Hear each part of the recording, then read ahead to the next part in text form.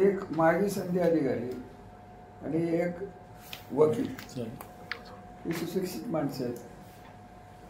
माजी संधी अधिकाऱ्यांना मी एक प्रश्न विचारला स्टेजवरनं की हे सिक्युरिटायझेशन, लिक्विडेशन, राज्य सहकारी बँकेने आमचं नेटवर्क, आमची डिफॉल्टमध्ये असलेली आमची कर्ज, राज्य सहकारी बँकेचे चेअरमन तेव्हा कोण होतं मला आठवत नाही, परंतु सर्व अजितदादाच होते.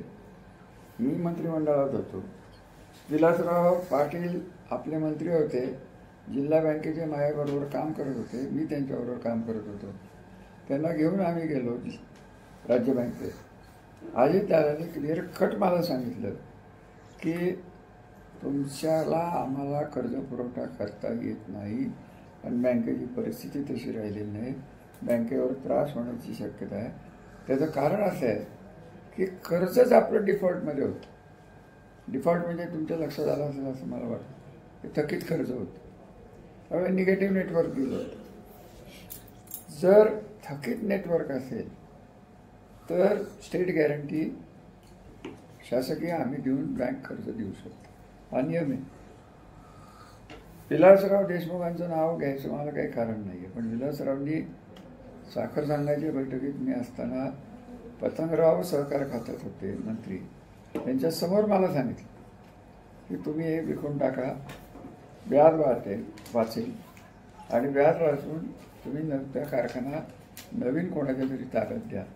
मी त्यांना खाजगीत जाऊन सांगितलं की मी हे करू शकत नाही, आपल्याला द्यायचा येत नसेल तर देऊ नका कर्ज.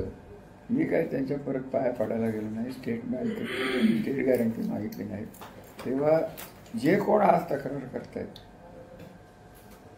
मला नाव घ्यायची इच्छा नाही, ते काँग्रेसमध्येच होते ना.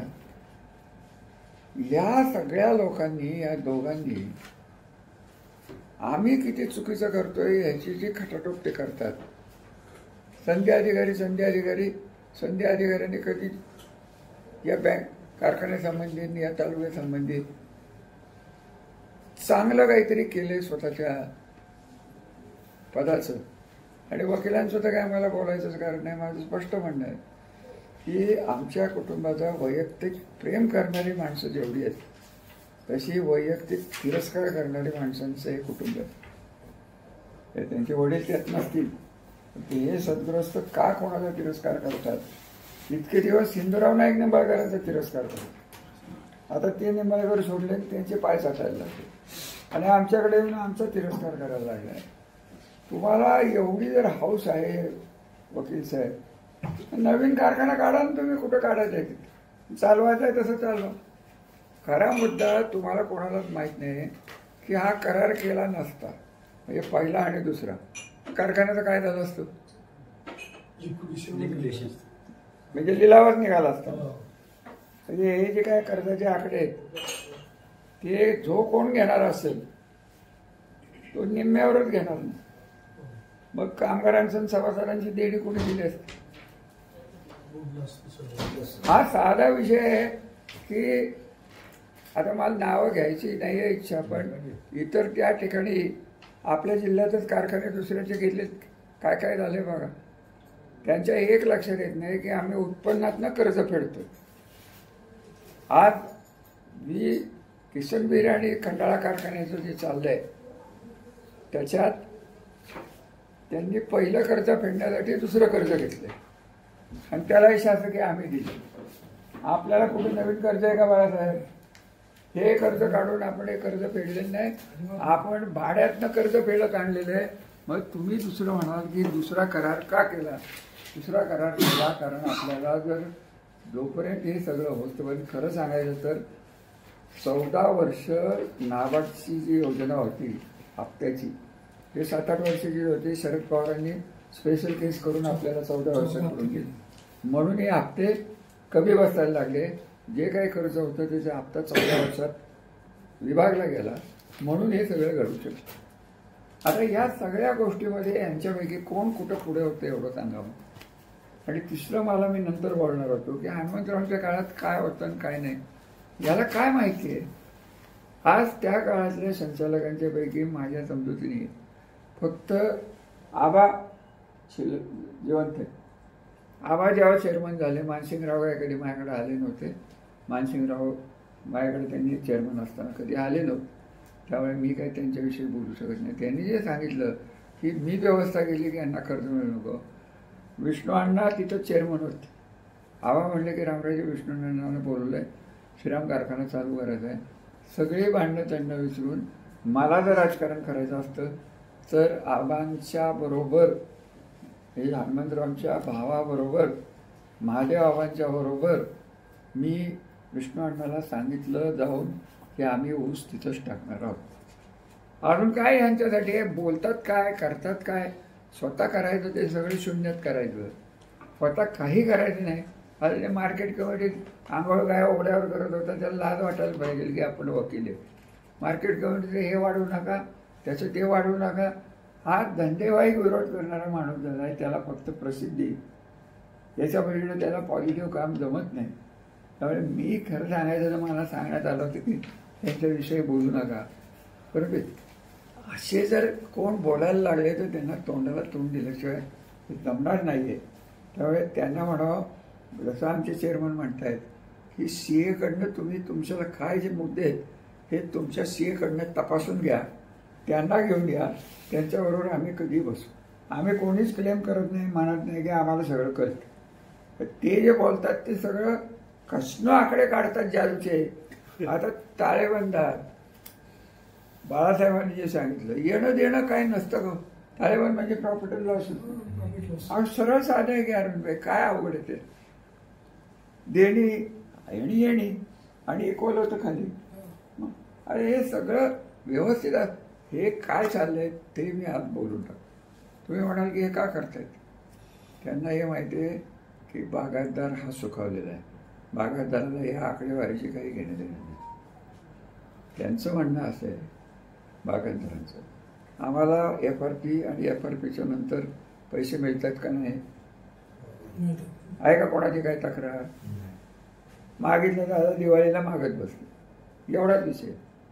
आणि हे त्यांना माहिती असल्यामुळे असं बाळासाहेब म्हणले की काही कारखाने आपल्या तालुक्यातले आणि बाहेरच्या काट्यावरच विश्वास नाही लोकांचा, हे आपल्या कारखान्यात विश्वास आहे. ह्या दोन गोष्टीमुळे ऊस आपल्याला कधी कमी पडत नाही. आज हा 10,000वर गेला आणि साखरवाडी पुढच्या वेळेपासून 20,000वर जाईल. 30,000 टन जर आपण गाळायला लागलो आपल्या कंट्रोलमध्ये तर आपल्या 4 कारखान्यापैकी कुठला कारखाना बंद पडेल एवढं मला सांगा. आणि नाव घ्यायचं नाही. बंद पडू नये त्यासाठी हा बंद पडावा म्हणून हा वकील आणि हा आयएस अधिकारी पुढाकार घेत आहेत. आणि त्यात आमचे काही शाणे आहेत त्याच्यात, ज्यांचा ऊस आपल्याकडे येतच नाही कधी, तो जातोय अजिंक्यताराला. ते आता ओळखा कोण आणि काय. पहिल्यांदा आमच्या स्वामीला खासगीत विचारा, सगळं सांगेल. मलाही नाव घ्यायचं नाही, काही त्यांचा मला काही संबंध राहिले नाही. त्यामुळे चांगलंही बोलायचं नाही आणि वाईटही बोलायचं नाही. हे दोघं हस्तक माझी खासदाराचं काम करून हा कारखाना बंद पडायचा हा उद्योग हा त्यांचा चाललेला आहे. खुशाल तुम्हाला शुभेच्छा आहेत माझ्या. सुप्रीम कोर्टापर्यंत जा. अहो साधी गोष्ट आहे की एवढा एक कारखाना श्रीराम सहकारी साखर कारखाना सरकारच्या बाजूने कोण वकील दिला माहिती आहे तुम्हाला? साखरे म्हणजे सिनियर मोस्ट वकील. आता हा कोणी दिला असेल? एवढा कारखाना अजितदादांच्या कारखान्याचे रेट पिटिशन झाले होते, तुम्हाला आठवत असलं नाळेगाव. काय त्यांचं आपला APP अमुक तमुक हे जे सगळं चाललेलं आहे हे त्यांना 2च गोष्टीसाठी करायचं आहे की कारखाना जर आधी आला आणि रामराजांनी जिंकला तर नगरपालिका आणि पंचायत समिती जिल्हा परिषदेलाही आपल्याला त्याचा त्रास होईल. 27-0 भाषण करतायत, 27-0 त्यांचं होईल. आणि त्यांना माहिती आहे की आपण कुठे आहे. जेवढं हे कसं झालं आमदारकीचं त्या विषयावर मी बोलणार नाही. आपण पुढे निघून गेलेलो आहोत. आपण पुढचा विचार करणारी मंडळी आहेत. माझा प्रश्न तुम्हाला पत्रकारांना एकच आहे की तुम्ही आम्हाला जे सगळं विचारता आणि ते जे बोलताय फुकट ऐकून घेता. तुमच्यापैकी किती जणांना ऑडिट कळतो? आता तरी खरं बोलाल, हे ताळेबंद काय चीज आहे तुम्हाला कळतं का? मला तर कळत नाही. मी आपलं सीएला विचारतो, मला पाहिजे ते मुद्दे घेतो आणि मी बोलतो. मी फक्त बँकेत जातो, बँक डिफॉल्टमध्ये आहे का एवढं बघतो, कर्ज किती कमी झालं आहे ते बघतो, कारखान्यावर कर्ज वाढणार कसं नाही ते बघतो. याच्या पलीकडं श्रीराम सहकारी साखर कारखान्याच्या आणि श्रीदत्त सहकारी साखर कारखान्याच्या दैनंदिन कारभारात माझा हस्तक्षेप नसतो. हे त्यांचं संजय भावांचं चाललेलं असतं. हे जर त्यांना पॉझिटिव्हली बघायचं असेल म्हणून मी त्यांना म्हणलं, मला काय त्यांच्यावर प्रेशर करायचं नव्हतं. मी त्यांना म्हणलं हे सभा विनंती करते तुम्हाला, असे शब्द आहेत ते की तुम्ही रिट पिटिशन मागे घ्या आणि कारखान्याचे इलेक्शन लावा. राजकारण आणतंय कोण? आम्हाला जेवढे प्रश्न विचारले हे वकील किंवा बाकीच्या सगळ्याच कारखान्यांना विचारा ना हे प्रश्न. किती भाव दिला, किती क्रशिंग झालं, किती कर्ज आहे, किती फलाने, ते चौकशी करू नका तुम्ही खाजगी आहे का काय. शेवटी ऊस जातो हा तर सार्वजनिक ऊस जातोय, तालुक्यातलाच ऊस जातोय. त्यांना तर भाव मिळाले नाही, त्यांची बाजू आमदार म्हणून मी घ्यायची का नाही घ्यायची? आज श्रीदत्त कारखान्याचे मी तुम्हाला सांगतो, माझी काढीची इच्छा नव्हती त्याच्यात भानगडीत पडेल. तुम्ही माझ्या परस्पर जात साखरवाडीच्या परिसरातले कामगार आणि सगळे माझ्याकडे येऊन खंडाळ्यात सांगितलं, पाया पडलं की तुम्ही पडा. हे प्रल्हाद पाटलांच्याकडे गेलो. प्रल्हाद पाटलांना सांगितलं की पाटील हे धुणे हे आपल्या सगळ्यांच्या ताकदीच्या बाहेर आहे, तरी आपण प्रयत्न करू. शरद पवारांच्याकडे गेलो. प्रल्हाद पाटलांनी फक्त काय केलं, फोटो काढला शरद पवार मी त्याचा, ते 6 महिने लोकांना आणि लोकांना सांगितलं, झालं सुटलं. त्यांचंही तेच चाललं. तो जो काही कर्जाचा बोजा होता श्रीदत्तवर, हे नवीन कर्ज द्या आणि जुनं फेडा.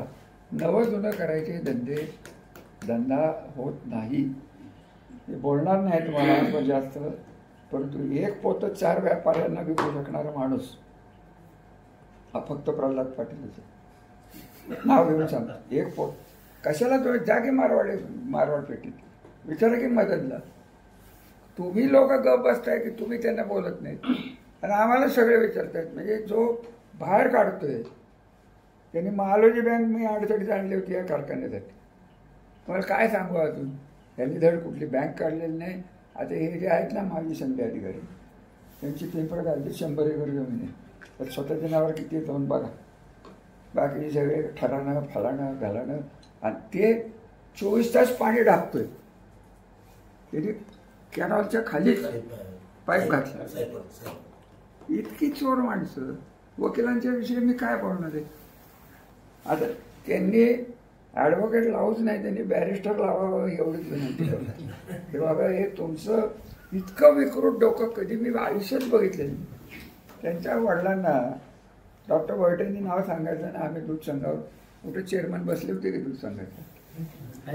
निकम साहेब अजूनही चेअरमन आहेत.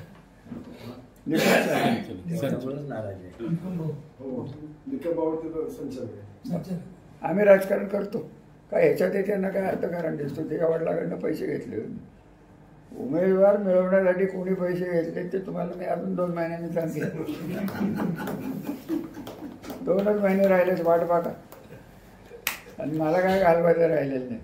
माझं गेले 3 वर्ष राजकारण एक असे की जे मी रचलेलं आहे, कोणाला ते मान्य असेल नसेल, पाणी, औद्योगिक वसाहती, चांगलं शिक्षण, या 3 गोष्टी अशा नेतृत्वाच्या हातात जाव्यात की पुढं जर त्यांनी नेलं नाही तर कमीत कमी वाटोळं जरी करून. ही जी मंडळी आहेत ही आयत्या पेळावर रेगोट्या मारणारी ही मंडळी आहेत. ह्याच्यापैकी कोणी कधी कारखान्यासाठी केलं? मला कधी या संधी अधिकाऱ्यांनी फोन केल्याचं आठवत नाही. श्रीराम कारखान्याला आपण हे करू ना, आपण ते करू. इलेक्शन आली की सुरू, पैसे वाटप सुरू, अमुक सुरू, तमुक सुरू, तरी आम्ही ते सहन करतो. ही जी मंडळी जमलेली आहेत त्याच्यातले निम्म्या ज्या तालुक्याच्या भल्यासाठी आले नाहीत, हे आमचं वाटोळं कसं होईल याच्यासाठी आले आहेत. माझं शेवटचं आव्हान त्या दोघांना आहे की आम्ही काय करतोय ते करून द्या. तुम्हाला कोर्टात करायचं ते कोर्टात करा. करार तोडून तुम्हाला जर चालवायचं असेल तर तुम्ही कसा चालवणार आहात तेवढं आम्हाला सांगा. बाकीचं मला काय बोलायचं नाही. करार तोडून ज्या अडचणी आम्हाला आल्या, निगेटिव्ह नेटवर्क असताना, नक्तमूल्य बाधा असताना तुम्ही कर्ज कुठून आणणार आहात त्यावर त्यांची उत्तर आहेत.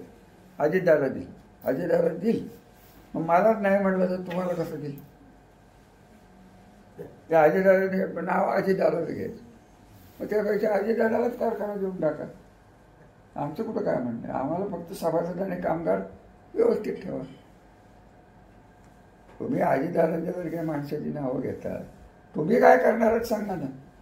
ज्याला स्वतःच्या कारखान्यावर 900 कोटीचं कर्ज लपवून बसलाय त्याच्या आता त्याने आता श्रीराम कारखान्यात बोट घालावं का? आम्हाला काही बोलता येतं पण आम्ही काय बोलणार नाही. त्यांनी त्यांचा धंदा केलाय. तुम्हाला मी अजूनही सांगू का, गौप्यस्फोटन फलानन सराणे हे तुमचा व्यवसाय आहे, तुम्ही काही लिहा.